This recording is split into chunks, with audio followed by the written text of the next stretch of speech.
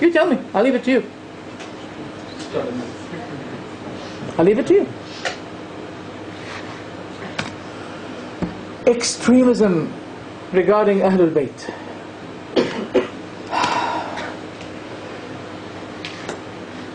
Some people believe, I don't want to say Shia, some people may get angry with me. I'm not going to say Shia. I'm going to say some people. Some people on this planet, they believe that they have a sort of divine nature because they were created by light, and they were created even before Adam was created. They were mere lights, and they were surrounding the throne of Allah. Allah had touched them by His hand,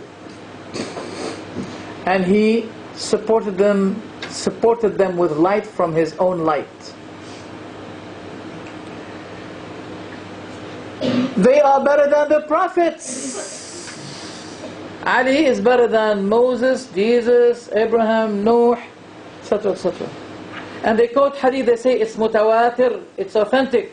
Ali khayrul bashar, Ali is the best of mankind. وَمَنْ أَبَى فَقَدْ كَفَرْ, and whoever refuses, he becomes kafir. And many scholars of the Shia, they said it's authentic. Now, if you want any evidence from me, I know it may take time with me. I can bring it, not Google it for you, but I have it. I have the evidence here. It may take time, but it's your right. If you ask me, give me the evidence, I have to. Because when I speak, I never allow myself to speak even one word without evidence, without knowledge. It's haram. You know, fornication, in my perspective, is haram. And also, quoting people something that they did not say, it is something to me similar to that of fornication. It's not allowed. So, is it really? If I want to become a Shia, I must believe that Ali radiallahu anhu is better than the Prophet Ibrahim? Otherwise I become kafir? This is not an Islamic belief. The Muslims always believe that the prophets are the best of all mankind. There is no one ever better than the prophets of Allah.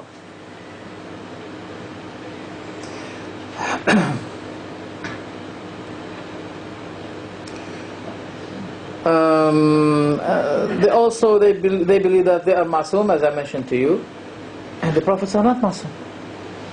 If you remember when Musa was with Al-Khadr, and Al-Musa forgot the fish, the whale.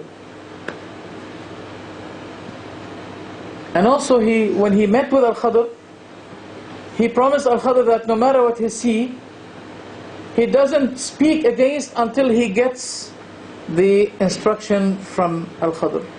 But Musa cannot be patient when he sees something that appears to him to be wrong. He must speak, unlike me and you. Many times we don't speak against the evil. We don't speak out. So Al-Khadr said to Musa, didn't I tell you that you're not going to be patient with me? Then Musa said, oh, forgive me for what I have forgotten. Now forgetfulness is a sin, is a mistake. I don't mean sin necessarily, it's a mistake.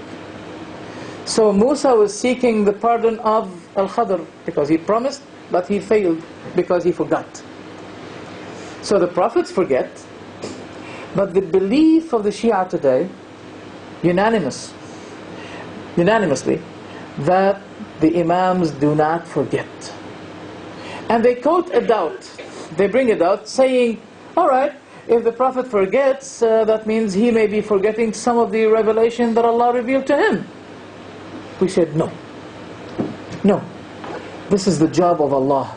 Despite the Prophet has a human nature, and we know the human nature is able of mistaking. Despite that, it is the job of Allah to preserve and to guard and to protect His revelation.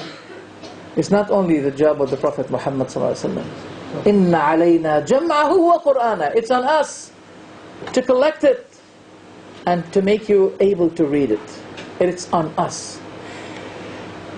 Seems to be something similar to the doubt that the non-Muslims bring. They say, well, how can your prophet be a illiterate man at the same time he receives the revelation? Maybe he had made a mistake.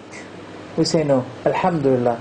The prophet is illiterate, and the Quran today contains the scientific evidences that you cannot decline and you cannot reject. Alhamdulillah. So, since we had no concerns about how can a prophet be illiterate and the revelation, we did not have any fear about the revelation from an illiterate prophet, we also have no fear about the revelation of Allah from a prophet who has a human nature and who is able to forget. They believe that the Imams do not forget, and that's not true. Ibn Babawayh al-Qummi, an early Shiite scholar, he cursed those who believe that the Imams do not forget. He said this is the beginning of extremism. And now it is a unanimously agreed belief among the Shia that they do not forget. Also they know the unseen. There's nothing that occurs until the Day of Judgment, but they know it. Ali,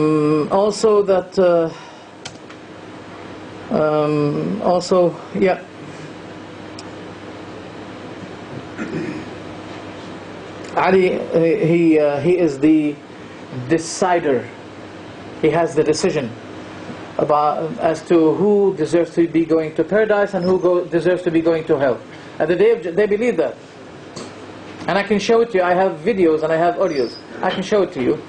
Shia believe that when the person about to die, Ali will appear to him and will tell him if he is one of the people of hell or one of the people of Jannah. And at the Day of Judgment, the bridge that leads to paradise or hell, the bridge that leads to paradise, he'll be standing at the beginning of the bridge. He'll say to this person, take the bridge. Another person, no, go to hell. Is that the mission of Ali? Where's Allah? What else supposed to be doing? If this is the mission of Ali, radiallahu anhu, that's not true. No. إياب الخلق للأئمة وحسابهم على الأئمة. The return of the people is to the Imams, and their reckoning will be on the Imams. There are many prayers that are to be performed. Salat Ali, Salat al-Hasan, Salat al-Hussein, Salat al-Jawad, Salat al-Rida, Salat al-Mahdi. Some of the prayers are 2 units, some of them are 4 units. No, we disagree with that. We also disagree on something. You know, when a Christian converts to Islam, he's very happy. We say to him, never say, oh Mary again. Never say, oh Jesus. Say, oh Allah. Wow, that's beautiful, I like it. That sounds good. Because the purity in worship is the most important thing in Islam.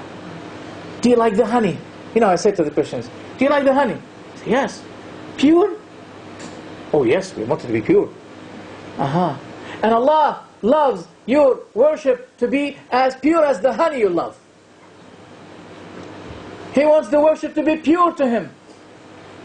And not to say when you're in trouble, oh Mahdi, help me. Just like this, have you seen that buddy, the weights lifter? Have you seen him in the Olympia? You saw him? You know, he stood up in front of thousands of people. He's about to lift. Ya Mahdi, ya Sahib al-Zaman. Ya Imamana, ya Amir al-Mu'mineen. Wallahi, I have it here. Then, what happened, Imam al-Zaman? I can't lift it. He can do it. He can do it. Now, brothers and sisters, we don't mean by that to mock or ridicule. No, we say, let's have a common term among us. We don't say Ya Hussein. Despite today the word Ya Hussein became a pretext, a banner. You know, there are websites, the title of those websites, Ya Hussein. The title of the website, Ya Hussein, that means it became shi'ar, a banner for them. Why? The shi'ar of the Muslim is Ya Allah. Oh Allah, only, not to ask anyone.